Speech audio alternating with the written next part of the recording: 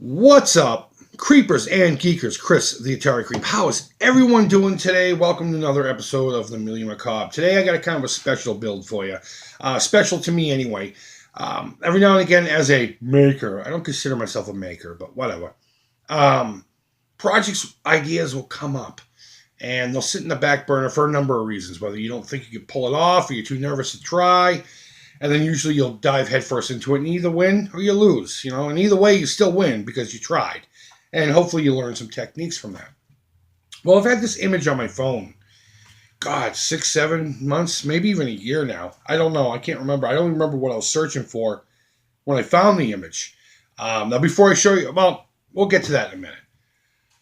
But I finally got the gusto to actually do it. And I'm going to film it here for you. And hopefully we can pull this off. And even if I don't, you'll still see my failures. Because I think it's equally as important to see wins as it is to see failure. So let's have a look at what we're going to attempt to make today.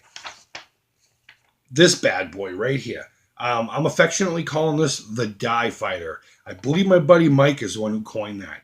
I think it's a great name for it. TIE Fighter, Die Fighter, for all you guys who don't follow Star Wars. But yeah, real simple construction. You got a skull instead of the main cockpit, and you got your wings. I think the only trouble with this thing is going to blend the supports from the wings onto the skull and make it a nice smooth transition. But I think we can figure that out. The rest of it just seems pretty simple. Just put the cockpit window in the front, blend it in somehow, and maybe even put the hatch on the top. And maybe I'll even use the interior of the TIE Fighter I plan to use for this. Now, I have had a TIE Fighter for a little while. I got this guy, God, I don't know, a couple of years back at a Goodwill for 99 cents along with 2 other Star Wars vehicles. It doesn't hold any emotional attachment to me aside from it's a TIE Fighter and I love TIE Fighters. But I can get these all day long. And I only paid $1 for it. So I know a lot of you Star Wars cats are probably cringing. Oh my God, that's a Micro Machines from 1990, whatever. I don't remember what year this one came from. I'll either write it down below or we'll forget about it altogether. But I don't have any emotional attachment to this, and it's the perfect size for this specific model that I want to build. So I've been staring at this, and I've been staring at this image that you've already seen. Now, let me go back to the image real quick. I don't know who the author is of this. I didn't look into that. If you are the author, please let me know. I want to give you full credit, if anything, in the description. And anytime I post pictures of the finished product, should I pull it off, I want to say inspired by the art of Jim Jones, whatever your name is or whatever your art tag is. But if you know who the artist is of this or if you are the artist, please feel free to chime in. I don't want you to think I'm trying to steal your idea. I just saw a really cool image and I'd like to make my own physical interpretation of what you have here in 2D. So that all said, let me show you the second part, which was, believe it or not, the hardest part to come across. All right, so we'll be working with this guy here.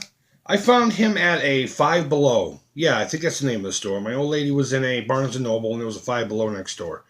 So I went in there just to see if I could find something cheap for Halloween or whatever, and I came across him. And he was only $1. You know what? This would make a really cool Dementor, too. Just do a little work on the face and put his arms out. But that's off topic. But I was looking at this, and the skull itself has a really great shape to it. It's real pointy, with the right paint job, a nice blend of mechanics and bone. I think it would have a really nice industrial, menacing look to it. So I was really happy to find this guy. And if I screw it up, I can just go back and buy another one for $1. I mean, I got $1 into this. I got $1 into this so far. And everything else I pretty much already have on hand. So this is not only going to be a cheap build, but it's going to be an epic build. Now, the one thing you're going to see here is that on the image, there's no lower jaw. Whereas on here, he obviously has a full jaw. But I do like the look of the jaw. So I think I'm going to work that into it. If it's starting to look like I'm not liking how it looks. Because sometimes my brain wants to go exactly where the picture is. I'm trying my best to avoid that. Because you got to let yourself, you let your shit flow. But if I really needed to, I could cut the jaw off. I mean, the lines are very defined there. And I could use some kind of 2-part sculpting epoxy to just mold what I need to mold. In a perfect world, I'm going to be able to get the cockpit out of this and actually put it in there so you can see it. We'll see how far I go. For all I know, I could just literally clean this up, take the wings off of this, glue them on, and call it a day. you know, with a paint job. Or we could go as intricate as putting lights on the ion engine. I don't know. We'll see. So let's have a closer look at the skull, and I'll show you what we need to do so far. But let's get them off of this stupid thing.